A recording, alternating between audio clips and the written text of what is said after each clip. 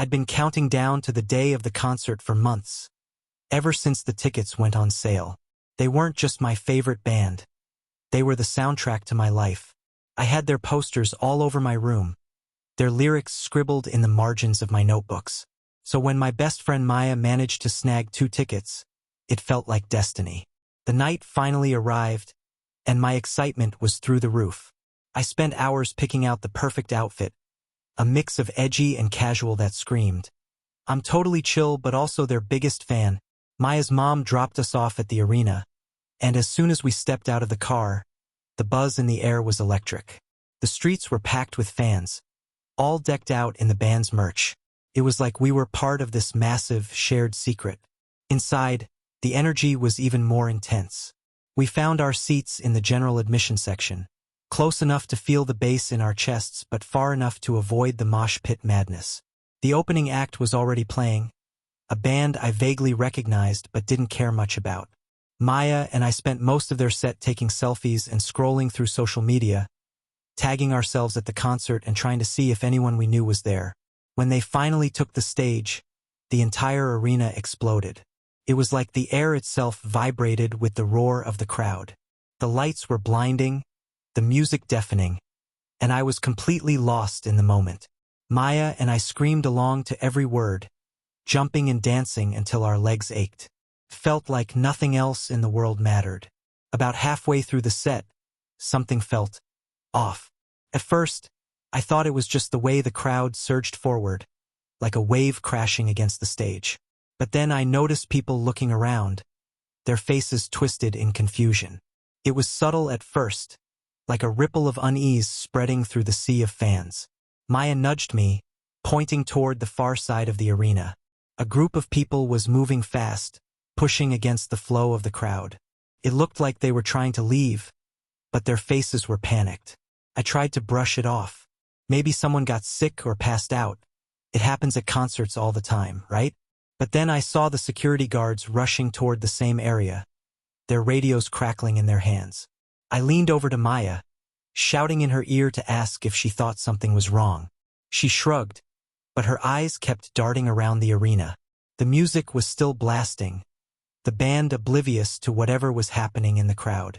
I tried to focus on the performance, but my chest felt tight, like I couldn't catch my breath.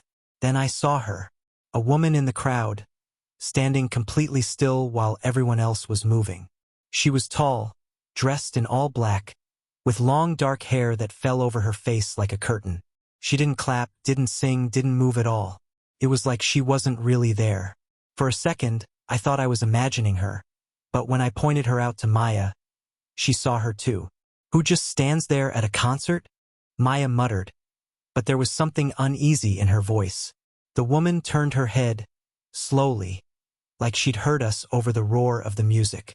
Her face was blank, expressionless, and her eyes locked onto mine. A chill ran down my spine. I turned away, pretending not to notice, but I couldn't shake the feeling of her gaze boring into the back of my head. The rest of the concert felt different. The music didn't seem as loud. The lights weren't as bright. I kept glancing over my shoulder, but every time I looked, the woman was gone. Then she'd reappear somewhere else, always standing still, always watching. Maya saw her too, but neither of us said anything. What could we say? By the time the encore rolled around, I couldn't enjoy it. My nerves were frayed, and I just wanted to leave. Maya felt the same way, so we decided to slip out before the last song ended. The halls of the arena were eerily quiet compared to the chaos inside. The thumping of the bass echoed faintly through the walls, but it felt distant, like it belonged to another world. As we made our way toward the exit, we heard footsteps behind us. At first, I thought it was just another fan leaving early, but the sound didn't match the pace of someone walking normally. It was slow and deliberate, like someone was following us. I glanced back, but the hallway was empty. Maya grabbed my arm, whispering that we should hurry. We broke into a jog, the exit doors just ahead of us. But when we reached them, they wouldn't budge. The panic started to set in. I pushed and pulled, but the doors didn't move an inch. Maya's voice wavered as she said she'd try the side exit. The footsteps started again, louder this time, closer. I spun around, my heart pounding. The woman was there, at the end of the hallway, just standing and watching us. Maya screamed, and I felt my stomach drop. I grabbed her hand, and we ran toward the side exit. This time, the door opened, and we stumbled out into the night. We didn't stop running until we were halfway across the parking lot. When we finally looked back, the door we'd come through was closed. The woman was nowhere in sight, but I couldn't shake the feeling that she was still watching us, hidden somewhere in the shadows. The ride home was silent, the excitement of the night completely overshadowed by what had happened. That blank face, those cold eyes, the way she just stood there like she didn't belong.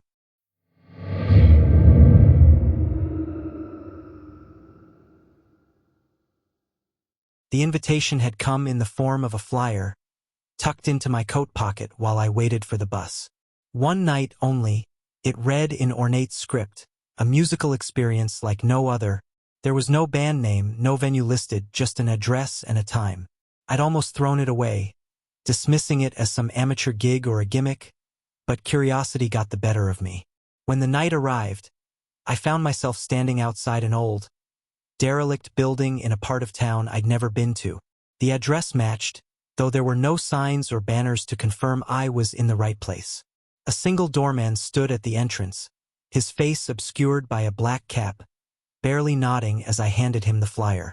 He didn't speak, just motioned for me to go inside. The interior was surprisingly elegant in a faded sort of way. Velvet drapes hung from the high ceilings, their edges frayed, and the floor was a checkerboard of black and white tiles, scuffed from years of wear. A low hum of conversation filled the air as attendees milled about, their faces a blur of expressions that didn't quite match the festive atmosphere. There was something off about them, though I couldn't put my finger on what. The stage was small, barely raised above the ground, with a single piano at its center. Around it, a semicircle of chairs had been arranged, none of them matching. I took a seat near the middle, trying to blend in. The other guests barely acknowledged me, their attention focused on the stage even though it was still empty. The lights dimmed abruptly, plunging the room into a near-total darkness broken only by the faint glow of candles on the stage. A hush fell over the crowd as a figure emerged from the shadows. The pianist, a tall, gaunt man dressed in an old-fashioned suit, took his place at the bench. He didn't introduce himself, didn't address the audience at all. He simply began to play. The first note sent a shiver down my spine. It wasn't just the music, though the melody was hauntingly beautiful. It was the way it seemed to fill the room, pressing against my skin like a physical force. Each chord was heavy, resonant, lingering in the air long after it had been struck. I'd never heard anything like it. As the performance continued, I became aware of a strange sensation. The music wasn't just something I was hearing.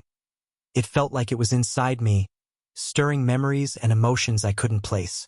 Faces I didn't recognize flashed through my mind, scenes from a life that didn't feel like my own. Around me, the other guests were visibly affected as well. Some sat rigid, their eyes wide, while others leaned forward, as if trying to get closer to the sound. About halfway through, the pianist's playing took on a frenetic energy. His fingers flew across the keys with impossible speed, the melody twisting into something darker, more discordant. The room seemed to grow colder, and I noticed for the first time that the candles on the stage weren't flickering. Their flames were unnaturally still, as if frozen in time. Then, without warning, the music stopped. The silence that followed was deafening, the kind that made your ears ring. The pianist stood, his face hidden in shadow, and bowed deeply.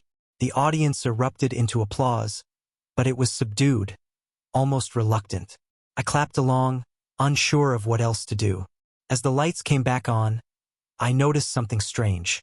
The other guests were leaving in pairs or small groups, but none of them spoke. Their faces were pale, their movements stiff, like they were in a trance.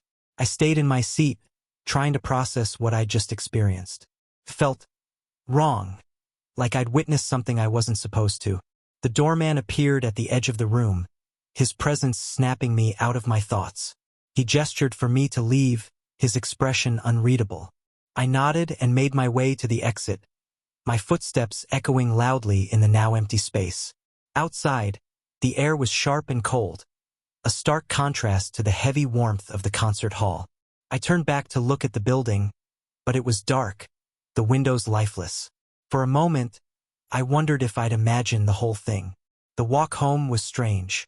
Every sound, the rustle of leaves, the distant hum of a car engine, seemed amplified, distorted, like the world hadn't fully returned to normal.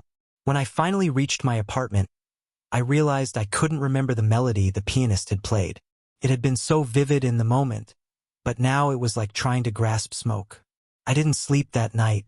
Every time I closed my eyes, I saw flashes of the pianist's hands, the frozen candle flames, the blank faces of the audience. The next morning, I decided to go back to the address, to see the building in the light of day. But when I arrived, it wasn't there. The lot was empty, overgrown with weeds, as if nothing had stood there for years. I still think about that night, about the music that felt like it was rewriting my soul. Sometimes, I hear faint echoes of it in the silence, a lingering note that refuses to fade. I don't know what I witnessed, but I'm certain of one thing. Some experiences aren't meant to be understood.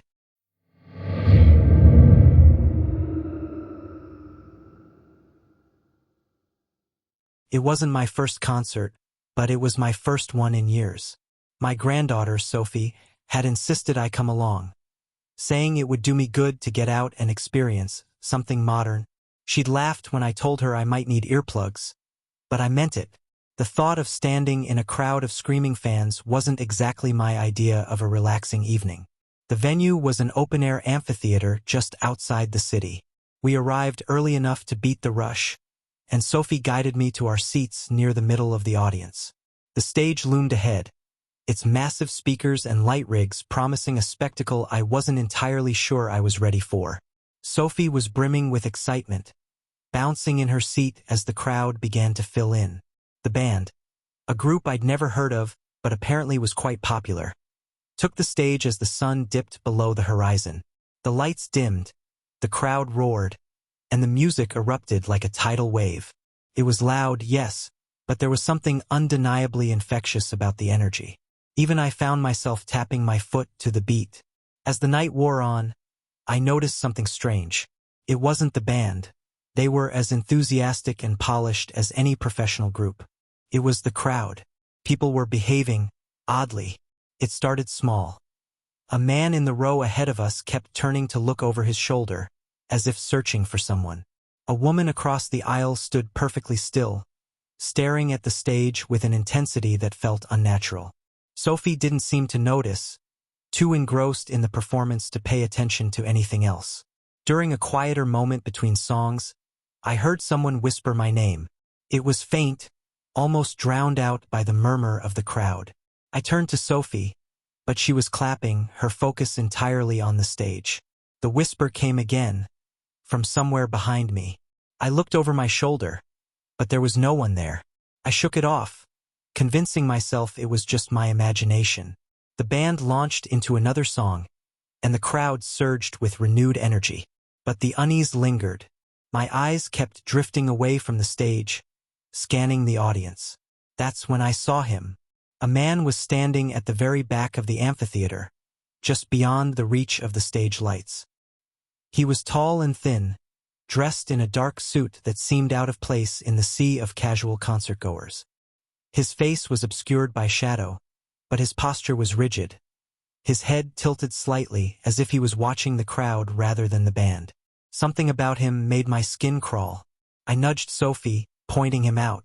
She glanced back but frowned, saying she didn't see anyone. When I looked again, he was gone. I laughed nervously, brushing it off as a trick of the light or my aging eyes playing tricks on me. But the feeling of being watched didn't go away. As the concert neared its end, the band announced their final song, a ballad that had the crowd swaying and singing along. The atmosphere should have been peaceful, almost magical, but I couldn't relax. My gaze kept darting around, searching for what? I wasn't sure. Then the lights went out. Not just the stage lights, all of them. The amphitheater was plunged into total darkness. The crowd murmured in confusion, some people laughing nervously, others shouting questions. Sophie grabbed my arm, her voice uncertain as she asked what was happening. I didn't have an answer. A single spotlight flickered on, illuminating the stage. The band was gone. In their place stood the man in the suit. He was facing the audience now, his face still hidden in shadow. The crowd fell silent, a tension settling over the amphitheater like a heavy blanket. He raised one hand and the spotlight went out. For a moment, there was nothing but darkness and the sound of uneasy shifting from the crowd. Then, slowly, other lights began to flicker on, one by one, but they weren't the stage lights. They came from the audience. Cell phones, held up by people scattered throughout the crowd. But the faces holding them weren't. Right. Their expressions were blank, their eyes wide and unblinking. They stood motionless, their phones casting eerie glows that barely illuminated the spaces around them. Sophie gripped my arm tightly, whispering that she wanted to leave. I couldn't blame her, but my legs felt rooted to the spot. The man's voice echoed through the amphitheater, low and resonant. It wasn't in English, I wasn't even sure it was a language at all. The words were guttural, rhythmic, like some kind of chant. The lights from the phones grew brighter, their glow spreading until it felt like the entire audience was bathed in an unnatural, cold light. Then, just as suddenly as it had begun, it stopped. The lights went out, plunging us back into darkness. When they came back on, the band was on stage again, mid-song, as if nothing had happened. The audience was cheering, clapping, singing along. Sophie looked at me, her expression confused, as if she wasn't sure why she was upset. I didn't say anything. I didn't trust myself to speak. The concert ended a few minutes later, and we joined the stream of people heading for the exits. I glanced back one last time, half expecting to see the man in the suit, but the amphitheater looked normal again. The drive home was quiet. Sophie seemed to have already forgotten about the strange interruption, chatting about her favorite songs and how much fun she'd had. I nodded along, pretending to listen, but my mind was elsewhere. I've thought about that night often, replaying it in my head, trying to make sense of what I saw. I still don't have an explanation. All I know is that something happened during that concert, something that shouldn't have. And every now and then, when I'm alone and the house is quiet, I think I can hear that voice again, whispering in the dark.